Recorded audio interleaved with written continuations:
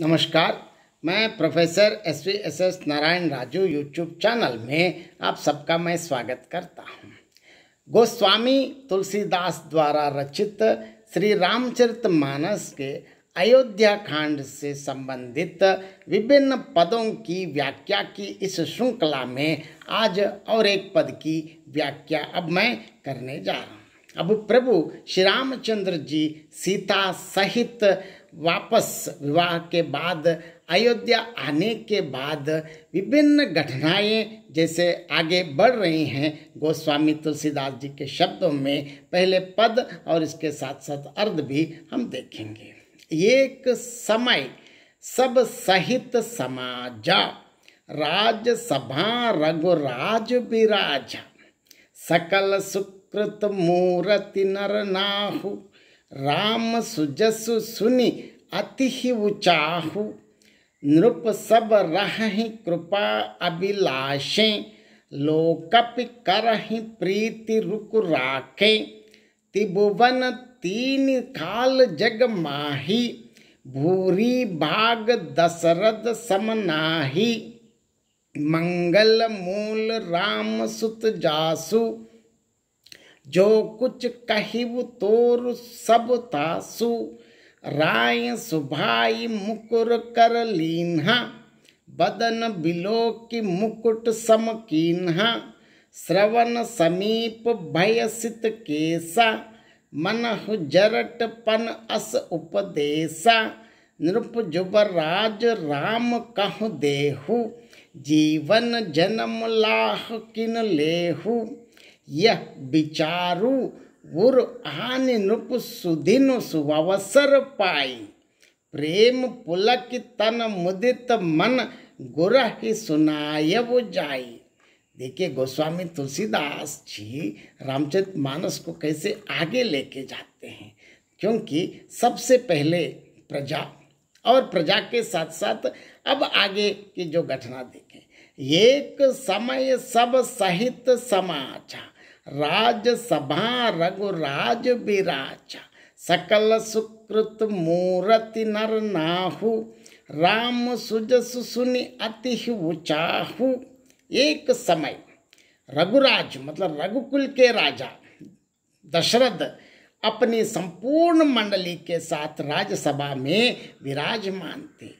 महाराज समस्त पुण्यों की मूर्ति है। श्री रामचंद्र की सुकीर्ति सुनकर उन्हें अत्यंत आनंद हो रहा है। राजा के लिए और क्या चाहिए, अपने पुत्रों की वीर गाथाएं, जहाँ जहाँ अनेक राक्षसों मार कर गुरु विश्वामित्र जी के निर्देशन में अनेक ऐसे वन में जिन राक्षस लोग मुनियों को ऋषियों को जिस प्रकार तंग कर रहे हैं, उन सब को मारने के बाद और शिव धनुष को जो बिलथोड़ कर और सीता जी से विवाह करके आए प्रभु श्री रामचंद्र जी के गुणगान सुकीर्ति सुयश सुनकर महाराज बहुत आनंदित हो रहे हैं। नृप सब रहहि कृपा अभिलाषें, लोकपि करहि प्रीति रूक राखें, त्रिभुवन तीन काल जग माही, भूरी भाग दशरथ समनाही। देखिए उसी समय सभी राजा उनकी कृपा चाहते हैं, क्यों, और इंद्रादि लोकपाल उनके रूप को रखते हुए प्रीति करते, क्योंकि दशरथ तत्कालीन समय के चक्रवर्ती थे और पृथ्वी आकाश पाताल तीनों लोकों में और भूत भविष्य वर्तमान तीनों कालों में दशरथ जी के समान भाग्यशाली और कोई नहीं, क्योंकि खुद साक्षात श्रीमन नारायण ही उनके पुत्र के रूप में आया है, तो और क्या चाहिए। मंगल मूल राम सुत जासु, जो कछ कहिव तोर सब तासु, राय सुभाई मुकुर कर लीन्हा, बदन बिलो की मुकुट सम कीन्हा। देखिए जिनके पुत्र मंगलों के मूल श्री रामचंद्र जी हों, उनके लिए जो कुछ भी कहिए सब तोड़ा ही है, क्योंकि प्रभु श्री रामचंद्र जी उनके पुत्र हैं, और क्या चाहिए। राजा ने स्वाभाविक निश्चिंतता से दर्पण अपने हाथों में ले लिया और उसमें मुंह देखकर अपने मुकुट को सीधा किया। यहाँ देखिए जिस प्रकार रामचरितमानस को तुलसीदास जी ऐसे आगे लेके जा रहे हैं, ये तो कथा बिल्कुल यहाँ कथोपकथन बहुत ध्यान से देखने योग्य है। श्रवण समीप बयेसित केसा, मन जरट पन अस उपदेशा, नृप जुवराज राम कहूँ देहूँ, जीवन जन्म लाह किन लेहूँ। देखिए उन्होंने जब दशरथ ने देखा है कि कानों के पास बाल उजले हो गए, मानो बुढ़ापा ऐसा उपदेश दे रहा है कि हे राजन, हे चक्रवर्ती, श्री रामचंद्र जी को युवराज पद देकर अपने जीवन और जन्म का लाभ क्यों नहीं उठाते। देखिए गोस्वामी तुलसीदास के शब्द बहुत महत्व रखते हैं। यह विचार उर आन नृप सुदिन सुअवसर पाई, प्रेम पुलक तन मुदित मन गुराही सुनाये वो जाई। देखिए इसी विचार को अपने हृदय में लाकर शुभ दिवस और शुभ घड़ी में बड़े ही प्रसन्न मन और प्रेम पुलकित शरीर से राजा ने उसे अपने कुल गुरु वशिष्ठ जी को सुनाया है। अब देखिए यहाँ दोबारा और एक बार मैं समझाने के लिए कोशिश करता हूँ। एक समय रघुकुल के राजा, रघुकुल के शिरोमणि श्री रामचंद्र प्रभु जी के पिताजी, मतलब यहाँ रघुकुल के राजा दशरथ जी अपने सारे समाज सहित राजसभा में विराजमान थे। महाराज समस्त पुण्यों की मूर्ति है। उन्हें श्री रामचंद्र जी का सुंदर यश सुनकर अत्यंत आनंद हो रहा है। सब राजा उनकी कृपा चाहते हैं और लोकपालगण उनके रुख को रखते हुए उनके अनुकूल होकर प्रीति करते हैं। पृथ्वी आकाश पाताल तीनों भुवनों में और भूत भविष्य वर्तमान तीनों कालों में दशरथ जी के समान बड़भागी कोई नहीं है। मतलब उनसे और कोई भाग्यशाली तो ना ही हो सकता है, क्योंकि प्रभु श्री रामचंद्र जी उनके पुत्र रूप में आए हैं। मंगलों के मूल श्री रामचंद्र जी जिनके पुत्र हैं, उनके लिए जो कुछ कहा जाए सब थोड़ा ही है। राजा ने स्वाभाविक ही हाथ में दर्पण ले लिया और उसमें अपना मुंह देखकर मुकुट को सीधा किया।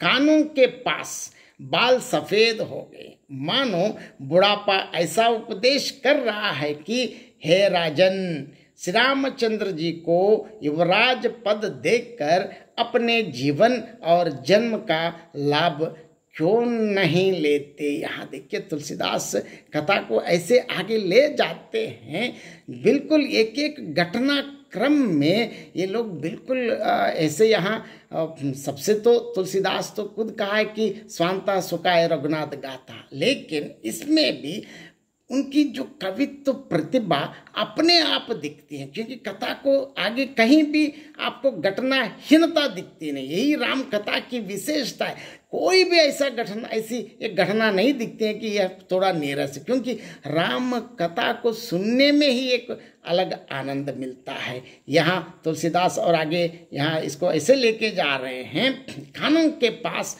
बाल सफ़ेद हो गए हैं, मानो बुढ़ापा ऐसा उपदेश कर रहा है कि हे राजन, श्री रामचंद्र जी को युवराज पद देकर अपने जीवन और जन्म का लाभ क्यों नहीं लेते। यह विचार जैसे यह विचार उर आनि नृप सुदिन सुअवसर पाई, प्रेम पुलक तन मुदित मन गुरहि सुनाय वो जाए। हृदय में यह विचार आते ही, युवराज पद देने को बिल्कुल निश्चित करते ही राजा दशरथ जी ने शुभ दिन और सुंदर समय पाकर प्रेम से पुलकित शरीर होकर आनंद मग्न मन से, अत्यंत आनंदित मन से उसे अपने कुल गुरु वशिष्ठ जी को जाकर सुनाया है। गुरु जी को नहीं बुलाया, गुरु जी के पास गए हैं, चक्रवर्ती होकर भी गुरु जी के पास जाकर बताया। यही महाराज जी का कर्तव्य, मतलब एक महाराज कैसे रहना है, जिस प्रकार गुरुजनों को जिस प्रकार सम्मान करना है यहाँ हर जगह। इसीलिए रामचरितमानस में क्या नहीं, हर शब्द में एक आदर्श दिखता है। यही गोस्वामी तुलसीदास की जो अपार कथा इसमें ऐसे ये बिल्कुल इसमें रामचरितमानस में कोई एक जगह एक शब्द ऐसे नहीं दिखता है कि यहाँ इससे कोई मतलब नहीं, लेकिन हर शब्द में हमारे जीवन के लिए उपयोगी अनेक संदर्भों को हम देख सकते हैं। इसीलिए रामचरितमानस पढ़ना ही नहीं, पढ़ना ही या पढ़ने में या सुनने में और कहीं भी हो, तो इससे हमारे जीवन से संबंधित अनेक विषयों के लिए यह एक हमारे लिए पथ प्रदर्शक ग्रंथ कहने में कोई अतिशयोक्ति नहीं है। बहुत बहुत धन्यवाद।